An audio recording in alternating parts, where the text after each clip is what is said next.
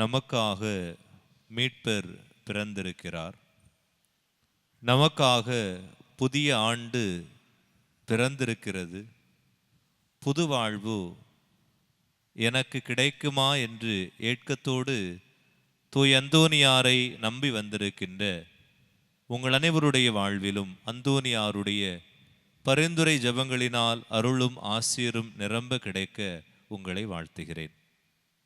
இயேசுவில் அன்புமிக்க சகோதர சகோதரிகளே, ஆண்டின் முதல் செவ்வாய் இந்நாளிலே நாம் இத்திருப்பலி வழியாக பெற்று செல்லக்கூடிய மிக எளிமையான ஆழமான சிந்தனையாக இருக்க பெறுவது நம்பிக்கை.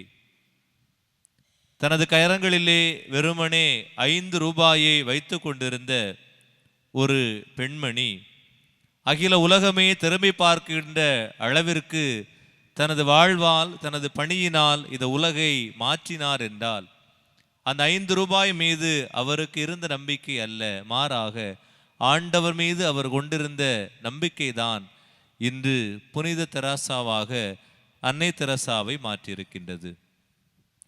எல்லா அருட்பணியாளர்களைப் போல தானும் இருந்துவிடக்கூடாது என்று எண்ணி துணிந்து வாழ்வை துவங்கிய அந்த அருட்பணியாளருக்கு கொடுக்கப்பட்ட அந்த பங்கு சமூகம் மிக எளிமையான சாதாரண குடும்பங்களை கொண்டது. ஆனால் அங்கு உள்ளவர்கள் எல்லோரும் காமம், களியாட்டம், குடிவெறி அனைத்திலுமே தங்கள் வாழ்வை மிகவும் அதிகமாக ஈடுபட்டிருந்தார்கள்.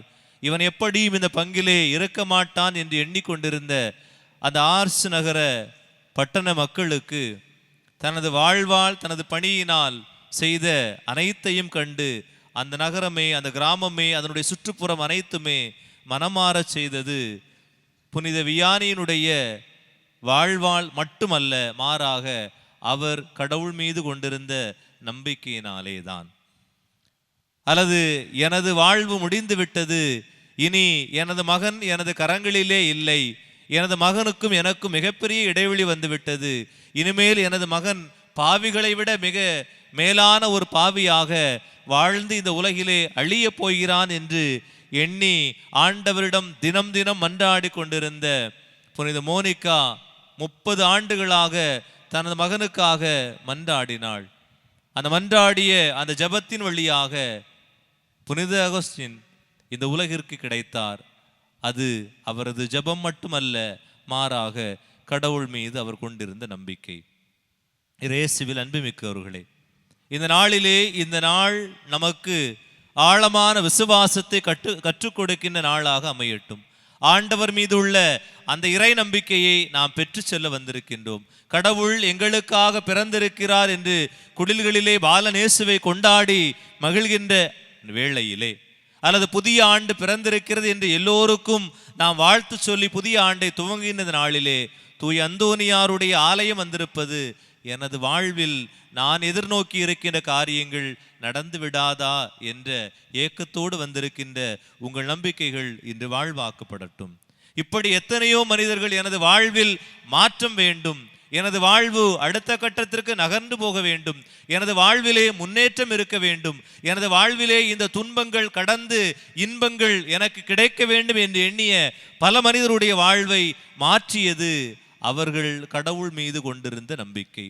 இந்த உலகிலே உள்ள எந்த மனிதர்கள் மீது நாம் ஆழமான நம்பிக்கையை கொண்டிருக்கலாம், அதில் எந்த விதமான தவறும் இல்லை.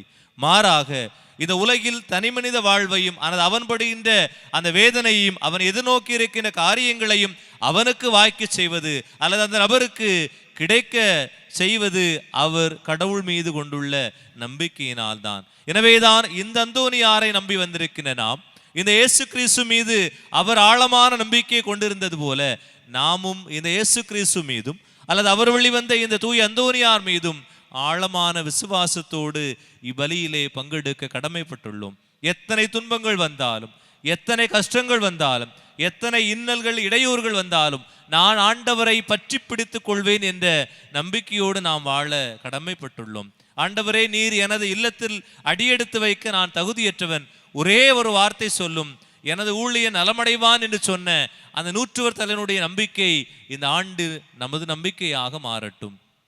நான் உங்களுக்கு பார்வை கொடுக்க முடியுமா என்று பார்வையற்ற இரு மனிதர்களை பார்த்து ஆண்டவர் இயேசு கேட்டபோது, ஆண்டவரே நீர் எங்களுக்கு பார்வை கொடுப்பீர் என்ற நம்பிக்கையினுடைய வெளிப்பாட்டை வெளிப்படுத்திய அந்த பார்வையற்ற மனிதர்களைப் போல, அல்லது நாங்கள் தொழுநோயாளர்களாக இருக்கின்றோம், நீர்தாமே எங்களை குணப்படுத்த முடியும் என்ற நம்பிக்கையோடு வந்த அந்த தொழுநோயாளர்களைப் போல நாம் இந்த நாளில் நமது விசுவாசத்தை ஆழப்படுத்துவோம். அந்த விசுவாசம்தான் இந்த அந்தோனியாரை இந்த உலகினுடைய மாபெரும் கோடி அற்புதராக மாற்றியது. நாமும் ஆண்டவர் பக்கமாக நமது நம்பிக்கையை ஆழப்படுத்துவோம்.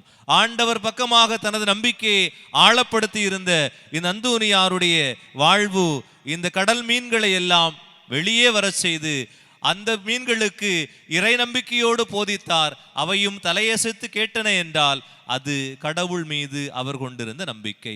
அல்லது இதில் விஷம் இருக்கிறது என்பதை அறிந்த அந்த மனிதன் திருச்சிலுவை அடையாளத்தை வரைந்து அதை குடித்த போது அந்த விஷம் எதுவுமே அவருடைய உடலில் எதுவும் செய்யவில்லை என்றால் அது கடவுள் மீது அவர் கொண்டிருந்த நம்பிக்கையாக இருந்தன.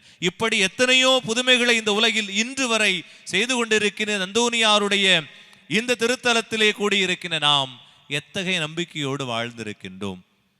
எத்தகைய நம்பிக்கையை இந்த ஆண்டு நாம் சுமந்து செல்ல போகிறோம்? நமது விசுவாசம் அல்லது நமது நம்பிக்கை என்பது ஏதோ விழாக்களில் கூடுகின்ற விசுவாசமாக இருக்கிறதா? அல்லது நமது விசுவாசம் அல்லது நம்பிக்கை என்பது ஏதோ துன்பங்கள் துயரங்கள் வந்தவுடன் மட்டும் நாம் கூடுகின்ற அல்லது கொண்டிருக்கின்ற நம்பிக்கையாக இருக்கிறதா?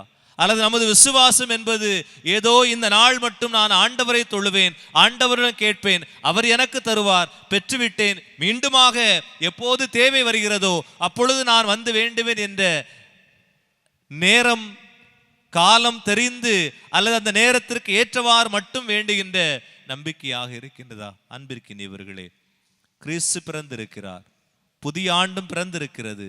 இந்த கிறிஸ்து பிறப்பை அல்லது புதிய ஆண்டினுடைய பிறப்பை கொண்டாட இந்த அந்தோனியார் கிறிஸ்து மீது கொண்டிருந்த ஆழமான விசுவாசத்தை போல நமது வாழ்விலும் நாம் நமது விசுவாசத்தை நமது நம்பிக்கையை கிறிஸ்துவின் மீதும் அந்த கிறிஸ்துவுக்கு சாட்சியாக விளங்கிய தூய அந்தோனியாருடைய நம்பிக்கையை போலும் நாமும் வாழ்வோம்.